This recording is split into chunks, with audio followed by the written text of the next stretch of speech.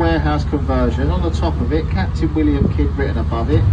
That's a pub today, named after Captain William Kidd, the last pirate executed on our left-hand side.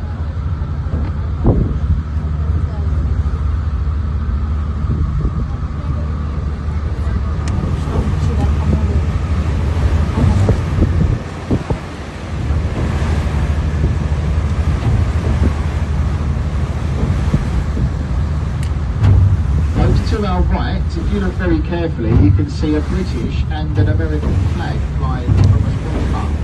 And the pub is called the Mayflower, and it's named after a very famous ship that was built in Bromheim to our right. If we got any Americans on board the boat today, folks, maybe it's of interest to you.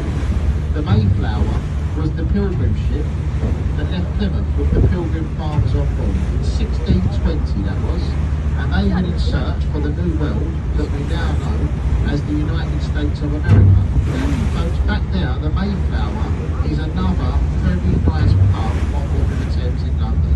That is what we call a proper old school pub. So over to our left-hand side, this is Wapping again. Lots of riverside warehouses converted into apartments, New Crane Wharf, Metropolitan Wharf, and so on.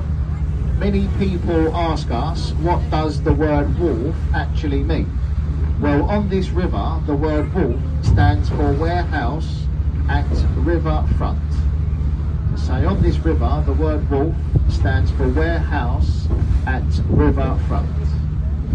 If you look carefully down the river to our left, you can see amongst the warehouses a small white painted pub with a willow tree just next door to it. This pub is called the Prospect of Whitby. The willow tree is over 950 years old. The pub is the oldest pub on the banks of the river on the tidal Thames. The Prospect of Whitby, when it opened its doors, it was first known as the Devil's Punch Bowl, and King Henry VIII was still sat on the throne the day that pub opened its doors for business. We're just passing the entrance to the old commercial Surrey Docks on our right, and the Surrey Docks was one of the largest dock systems anywhere in London today. It used to deal largely with the import of timber, and during the Second World War it was badly bombed. A very big fire broke out in the Surrey Docks. Many local firefighters from South East London gave their lives putting out the fires of Surrey Docks.